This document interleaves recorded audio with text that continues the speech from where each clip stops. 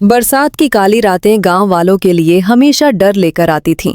कहते हैं, पानी में छुपा कोई छलावा सिर्फ बारिश में बाहर आता है। एक शाम गांव में लगातार 3 दिन से मूसलाधार बारिश हो रही है। गांव की गलियां कीचड़ से भर चुकी हैं।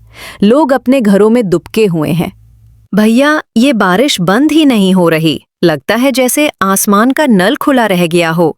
लेकिन मुझे अजीब सी आवाजें सुनाई देती हैं जब बारिश की बूंदें छप्पर पर गिरती हैं। गौरी, तुझे हर चीज में अजीब लगता है। ये सिर्फ पानी की आवाज है, तू डर मत। मुझे तो डर बस इतना है कि हमारे खेत बह ना जाएं। नहीं भैया, मैंने कल रात खिड़की से देखा, कोई औरत बारिश में अकेली खड़ी थी, पूरी भीगी हुई, लेकिन उसके पैर कीचड़ को छू भी नहीं रहे थे। पैर जमीन पर नहीं थे? ये तू क्या कह रही है बहन? गांव वाले कहते हैं बारिश में ऐसे किस्से गढ़े जाते हैं, लेकिन तूने सच में देखा? गौरी और हरी उसी वक्त अपने पड़ोसी रामनाथ काका के घर पहुंचते हैं। अरे, तुम दोनों यहाँ इस बरसात में क्यों आए हो? बाहर का हाल देखा है, नालियां लबालब भर चुकी हैं। काका, मैंने कल रात एक औरत देखी थी बारिश में। उसके पैर जमीन से ऊपर थे। क्या ये वही छलावा है जिसके बारे में आपने हमें बचपन में डराया था? मैंने सोचा था ये बात अब सिर्फ किस्सों में रह जाएगी, लेकिन अगर तूने सच में देखा है तो ये गांव के लिए अच्छा संकेत नहीं है। काका, मतलब क्या सच में छलावा होता है? ये बारिश कोई साधारण नहीं। जब बरसात बिना रुके 3 दिन तक होती है तो गांव के पुराने पाप जाग उठते हैं। उस पाप की परछाई ही छलावा बनकर आती है। उसी वक्त कमला दरवाजा खटखटाती है। उसका चेहरा पीला पड़ा है, आंखों में डर है। रामनाथ भैया, कल रात मेरे आंगन में कोई आया था। मैं खिड़की से देख रही थी। कोई परछाई बार बार पानी में उतर रही थी, मगर बाहर नहीं निकल रही थी। जब मैंने हिम्मत करके दरवाजा खोला तो मेरे घर के सामने सिर्फ पानी ही पानी था और किसी औरत की हंसी की गूंज। तो आपने भी देखा कमला चाची? हाँ, और उस हंसी ने मेरी हड्डियां तक जमा दी। मैं पूरी रात सो नहीं पाई। रामनाथ गहरी सांस लेकर सबको बैठाता है। बहुत साल पहले हमारे गांव में एक औरत थी, सुधा। लोग कहते हैं उसकी मौत इसी बारिश में हुई थी। वो रात भी ऐसी ही थी, बिना बिजली, बिना चांद। सुधा की लाश किसी ने नहीं देखी। बस इतना पता है कि वो खेतों के पानी में डूब गई थी। और तब से हर बार ऐसी बरसात आती है, गांव में कोई ना कोई गायब हो जाता है। तो ये वही औरत है? शायद, लेकिन याद रखना, छलावा इंसान का चेहरा पहनकर आता है। जो तुम देखो उस पर भरोसा मत करना। अगले दिन सुबह गांव का माहौल और भी भारी हो जाता है। तालाब का पानी उफान पर है। गांव वाले मंदिर में इकट्ठा होते हैं। गांव वालों, ये बारिश साधारण नहीं। भगवान को मनाने के लिए हमें हवन करना होगा। जब तक हम सब एक साथ प्रार्थना नहीं करेंगे, ये बला नहीं जाएगी। पंडित जी, ये सब अंधविश्वास है। बरसात तो मौसम का खेल है। आप लोग डर फैला रहे हो। अगर अंधविश्वास है तो कल रात मैंने जो देखा वो क्या था? हवा में तैरती औरत और उसके लंबे खुले बाल। ये सब तुम्हारा वहम है लड़की। तू और तेरे जैसे लोग ही गांव को डराते रहते हैं। इतना कहते ही मंदिर के बाहर से एक जोरदार चीख सुनाई देती है। सब लोग बाहर भागते हैं।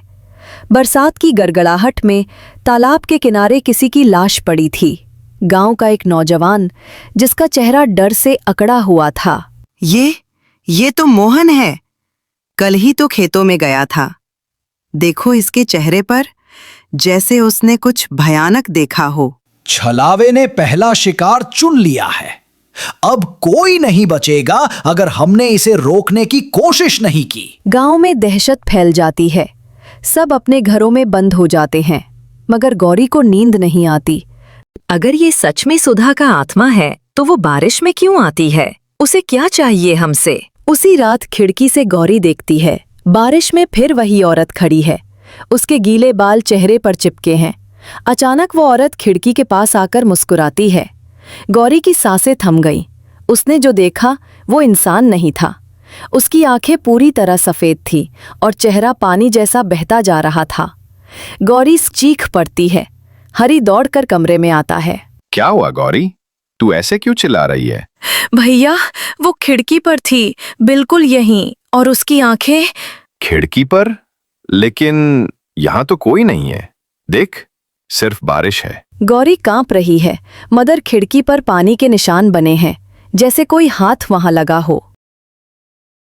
अब और छिपाने का समय नहीं है। इस गांव का पाप बहुत गहरा है। सुधा की मौत एक हादसा नहीं थी, उसे मारकर खेत में फेंक दिया गया था। क्या?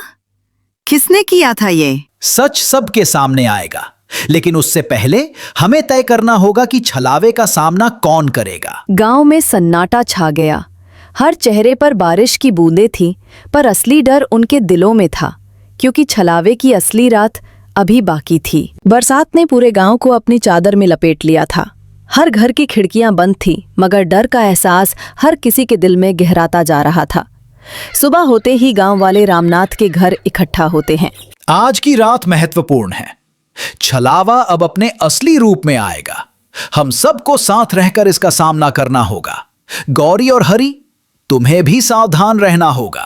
काका, मुझे डर लग रहा है, लेकिन अगर हमें सच जानना है तो हमें बाहर जाना पड़ेगा। मुझे लगता है वही औरत फिर आएगी। डर तो लग रहा है, लेकिन अब पीछे हटने का समय नहीं है। हम साथ हैं, कुछ भी हो जाए। ठीक है, पहले हम भोलाराम पुजारी से मिलते हैं। उसके पास जो पुरानी किताबें हैं वही हमें राह दिखा सकती हैं। गांव के मंदिर में पुजारी भोलाराम किताबों के बीच बैठा है। उसने पुराने शास्त्र और गांव की पौराणिक कहानियां निकाली हैं। देखो, ये किताबें हमारे पूर्वजों ने लिखी थीं। इनमें साफ लिखा है कि छलावा तब आता है जब गांव में कोई गहरा पाप छिपा होता है, और उसे शांत करने का एक ही तरीका है, उस पाप का सामना करना और सुधा की आत्मा को मुक्त करना। भैया, ये पाप क्या था और कौन कर सकता है इसे? सच तो बस वही जानता है जो उस रात मौजूद था। सुधा की मौत एक हत्या थी। उसके खेत में कुछ लोग थे, और तब से उनकी आत्मा गांव में अटका रही है। तो इसका मतलब ये कि छलावा उस औरत की आत्मा है? हाँ बेटा, लेकिन ये छलावा केवल डर दिखाकर हमें सच तक पहुंचाता है। अगर हम डर से भागेंगे तो वही डर हमें निगल जाएगा। गौरी, हरी और रामनाथ गांव के पुराने खेतों की ओर बढ़ते हैं। बारिश तेज है, कीचड़ हर कदम पर चिपक रहा है। रास्ता सुनसान था। बरसात की बूंदें उनके चेहरे पर पड़ रही थी, पर डर और उत्सुकता की गड़गड़ाहट उनके दिलों में कहीं ज्यादा तेज थी। खेत के पास पहुंचते ही गौरी अचानक रुक जाती है। रुको, मुझे लगा किसी ने मेरी तरफ देखा, वहां पानी में। कहाँ? बताओ जल्दी। वहां तालाब के किनारे वही औरत खड़ी है। उसके बाल पानी में तैर रहे हैं और उसकी आंखें। शांति से। अगर हम डर से प्रतिक्रिया देंगे तो छलावा हमें फंसा देगा। याद रखो, इसका सामना करना है, भागना नहीं। वो औरत धीरे धीरे उनके पास आती है। पानी उसके पैरों तक है, मगर जमीन को नहीं छू रही। तुम लोग आखिरकार आए। वर्षों से मैं इन खेतों में फंसी हूँ। जो मेरा खून बहाया, उसकी सच्चाई जाननी है तुम लोगों को। तुमने अपनी मौत किसने करवाई? हमें बताओ, हम सच तक पहुंचेंगे। वे लोग अब भी गांव में हैं। उन्होंने सोचा कि मेरी मौत का रहस्य कभी सामने नहीं आएगा, पर मैं आज तुम्हें दिखाऊंगी कि सच का सामना करना कितना डरावना होता है। ये हाथ, ये इंसान का हाथ नहीं है। डरो मत, ये छलावा हमें सच की ओर ले जा रहा है। ध्यान से देखो और सही कदम उठाओ। छलावा पानी में इशारा करती है। वो हाथ एक दिशा में इशारा कर रहा है, गांव का पुराना कुआं। काका, ये कुआं? क्या सच में वहां कुछ है? हाँ, जब सुधा की हत्या हुई थी, उसकी लाश कुएं में फेंकी गई थी। छलावा हमें वहां ले जा रहा है। गांव वाले कुएं के पास पहुंचते हैं। पानी इतना गहरा है कि पैर तक भी नहीं दिख रहे। तुम लोग यहाँ क्या कर रहे हो? इस कुएं में कुछ भी नहीं है। नरेश भैया, ये सिर्फ कुआं नहीं है, ये वही जगह है जहां सुधा को मारकर फेंका गया था। सच बाहर आए बिना मैं चैन से नहीं सो सकती। जो भी इस गांव में झूठ छुपाता है, उसकी सच्चाई सबके सामने आएगी। गांव वाले डर के मारे कांप रहे हैं। तभी कुएं से पानी में एक औरत की परछाई दिखती है। वो उनके पास आती है और एक पुराने लॉगबुक की ओर इशारा करती है। ये लॉगबुक वही है जो मेरे पिता ने संभाल कर रखी थी। इसमें लिखा है कि सुधा की मौत में कौन शामिल था। हम उसे पढ़ेंगे, हमें सच जानना है।